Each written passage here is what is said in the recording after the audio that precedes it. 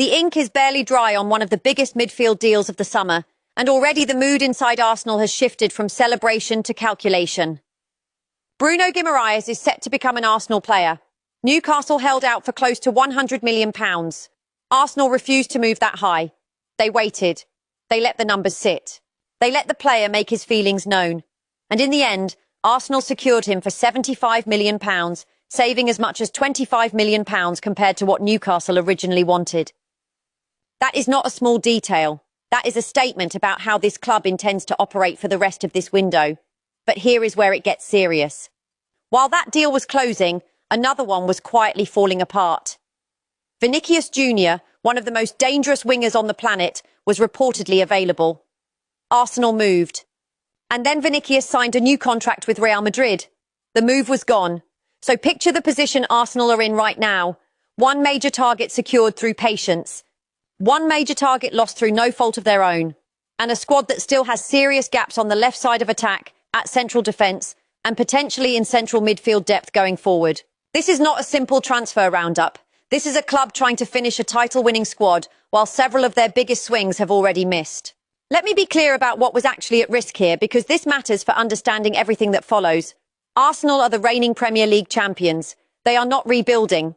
They are defending. And when you are defending a title, every gap in the squad becomes magnified. A missed winger signing is not just disappointing, it is a direct threat to squad depth in a position that decides matches. If Arsenal had failed to land Bruno Guimaraes after also losing Vinicius Jr and Morgan Rogers, this summer would be remembered as a squandered opportunity. Instead, the midfield deal gives them a foundation. But the attacking gap on the left is still open, the centre-back situation is still unresolved, and there are now genuine questions about which fringe players stay and which ones leave. Before I go further into exactly how this is unfolding, position by position, if you want the kind of detailed, fact-based breakdown that actually explains why decisions are being made, rather than just repeating headlines, this is the channel for that. Hit subscribe if you want the full picture on every one of these situations as they develop. Now let us go through this properly, step by step, separating what is confirmed from what is still just being discussed. The Guimaraes deal is confirmed, and the numbers tell a story. Let us start with what is actually done. Bruno Guimaraes is heading to Arsenal, and the fee that was agreed is £75 million, a compromise between an opening offer close to £50 million and Newcastle's demand of something closer to £100 million, a number they had recently received from Tottenham for another midfielder. Newcastle's own chief executive has spoken about this deal, and it is worth paying attention to how he framed it. He said it was not the fee Newcastle had hoped for, and that they would have liked an even higher number. But he also called it satisfying, and pointed out that if you look at it from a value perspective, it stands as the highest fee ever paid for a player in that position at that age. He was clear that Newcastle believed they got a good outcome, while also being honest that Arsenal are getting a special player and, in his words, a special person. That is a rare thing in football, an executive from the selling club speaking that generously about the player leaving. It tells you two things. First, this was a deal built on mutual respect rather than hostility. Second, Newcastle are not pretending they wanted to sell him. They are simply acknowledging that £75 million for a midfielder of his profile is defensible business. Then there is the human side of this. Newcastle's manager has praised Guimaraes directly, saying his performances in training and in matches have been outstanding every single time he wears the shirt, and that the fans have always been behind him. The manager described him as a player who makes a difference, and said that this has always been the case. When a manager who is losing a key player still speaks about him with that level of respect, it confirms the scale of what Arsenal are getting. This is not a squad filler signing. This is a genuine upgrade to the spine of the team. And then there is a smaller story that says a lot about identity. Guimaraes wears the number 39 shirt as a tribute to his father, who drove taxi number 039 in Rio de Janeiro. That number currently belongs to a young Arsenal player. If Guimaraes wants to keep the tradition that connects him to his father, there will need to be a private negotiation for that shirt. It is a small detail, but it shows that this transfer is not just business for him, it is personal. And for an analyst watching how a player settles into a new club, these are the details that often predict how quickly someone integrates. A player who cares that much about a shirt number tied to family history tends to care just as much about proving himself on the pitch. The left-wing situation is still open, and the numbers explain why now to the part of the squad that is genuinely unresolved. Vinicius Jr was the primary target.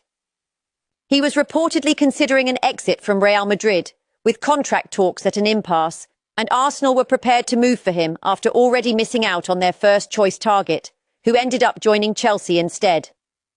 But Vinicius ultimately signed a new deal with Madrid, and that entire pursuit is now closed. That leaves Arsenal needing a left-sided attacker, and based on everything currently being discussed, this is not a want, it is described as a priority. There is also indication that Arsenal are looking for 2 attackers before the window closes, not just one. The plan appears to be a starting left winger first, followed by a more central attacking addition afterward.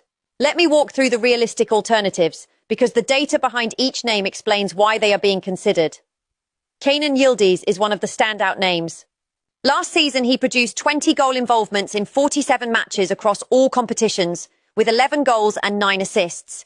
He became only the second Juventus player in 50 years to score 5 or more goals in his first 15 Serie A matches of a season, before turning 21, a mark previously held only by Alessandro Del Piero.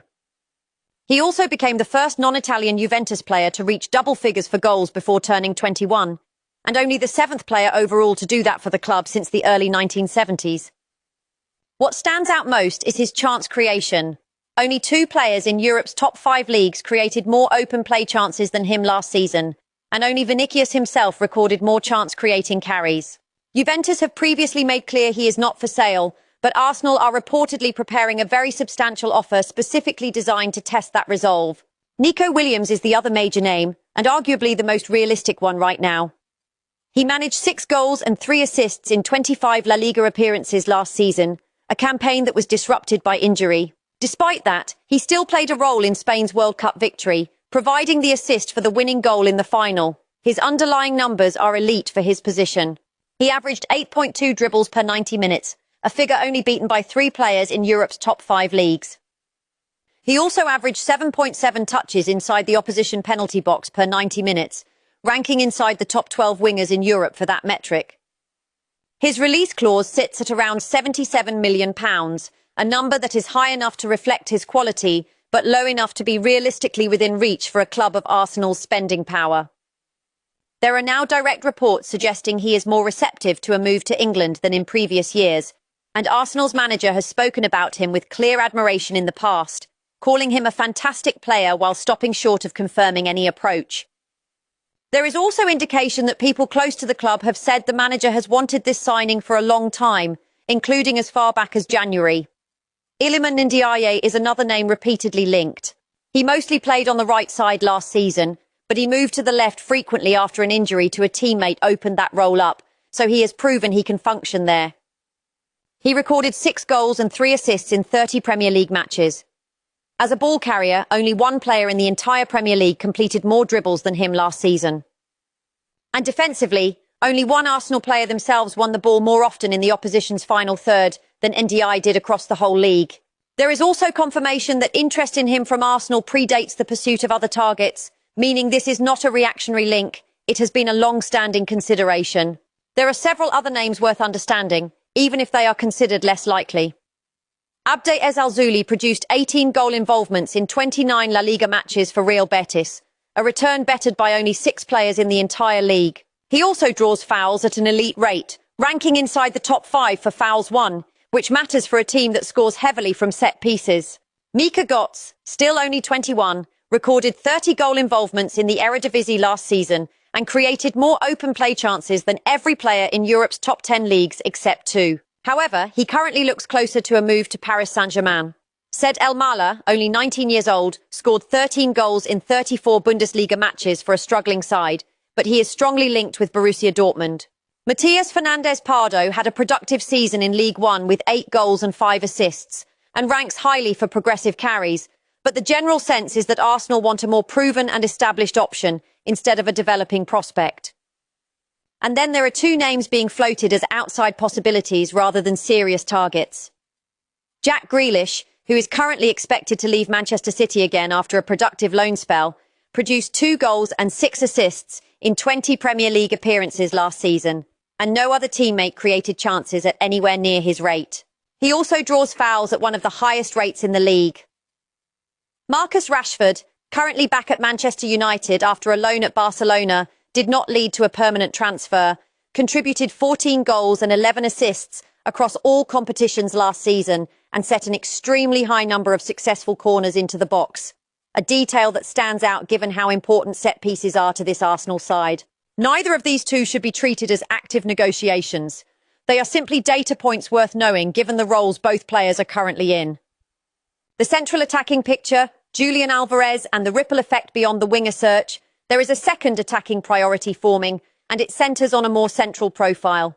Julian Alvarez has been linked, and it is understood that Arsenal's sporting director has a prior relationship with both the player and Atletico Madrid. As of the most recent information, there has been no actual movement on this. What is confirmed is that Alvarez is due to meet with his manager, and that manager will then report back to the Atletico board. How that conversation goes will shape everything that follows. This is not a confirmed pursuit. This is a name in the conversation, nothing more. And it should be treated that way until there is direct movement. There is also a mention that Arsenal previously admired Anthony Gordon before turning their attention toward other targets, though that interest appears to have cooled as focus shifted elsewhere. The central defence search, Konsa and Romero now to the back line, because this is arguably just as urgent as the attacking search, given the club needs cover in the absence of a key defender. Ezri Konsa is described as the manager's preferred choice. Aston Villa value him at £60 million. Arsenal's opening offer was reportedly a little more than half of that figure, somewhere around £35 million. Villa found that approach insulting and arrogant, and that reaction is understandable given how far apart the numbers are. But here is the important shift. There is growing indication that Villa's squad are becoming increasingly resigned to losing him, and Arsenal have not walked away from the pursuit despite the rejected opening offer.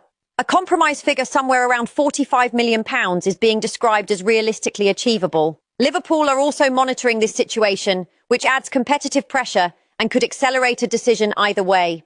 There is also a personal layer here worth noting for context. Konsa is known to be close friends with one of Arsenal's own players, which has been mentioned as part of why the manager favours this move specifically. Then there is Cristian Romero, the Tottenham captain, and this is where things get genuinely complicated. Arsenal's interest in him is described as real, not speculative. However, the most active club pursuing him right now is Atletico Madrid, who are reportedly preparing an offer that matches a rival bid from Inter Milan. Separately, there is direct confirmation that Arsenal have not given up on this signing and that the manager wants him, but that the relationship between the two clubs needs to be repaired first before any serious move could happen. Signing your direct rival's captain is never simple, and the fact that relationship repair is being treated as a prerequisite tells you this is a longer-term situation rather than something close to completion. So to summarise the defensive picture clearly, Konsa is the primary target with a workable path toward a compromise fee. Romero is a genuine ambition but faces both external competition from Atletico Madrid and an internal need to rebuild trust with Tottenham before anything can move forward. The exit column, Martinelli, Nwaneri, and Jesus' no transfer window is only about arrivals, and Arsenal currently have 3 separate situations developing on the departure side. Gabriel Martinelli is now the subject of direct talks between Arsenal and Galatasaray. His contract runs until 2027, and there is currently no agreement in place over an extension. Clubs in Spain and Italy have also made approaches. Given that his current deal has real time left on it, this is not a forced sale, but the lack of extension progress combined with multiple concrete approaches suggests this situation could move quickly if Arsenal decide the value is right. Ethan Nwaneri is a different kind of situation entirely. RB Leipzig are among the clubs showing interest, but Arsenal have not yet decided whether they want to sanction a permanent sale, and another loan spell has not been ruled out.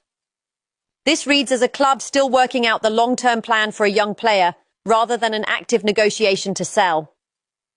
Gabriel Jesus is the most advanced of the 3 exit conversations. His new representation, who also happens to represent Napoli's manager, held direct talks with Napoli. Jesus is described as open to a move to Serie A. Arsenal's position is clear and specific. They will only consider a permanent departure, not a loan. There are other clubs in the race as well, and Napoli themselves need to move on a different forward before they can even begin serious bidding for Jesus. So while the framework for a deal exists, with representation talks already underway, the actual mechanics on Napoli's side are not yet in place.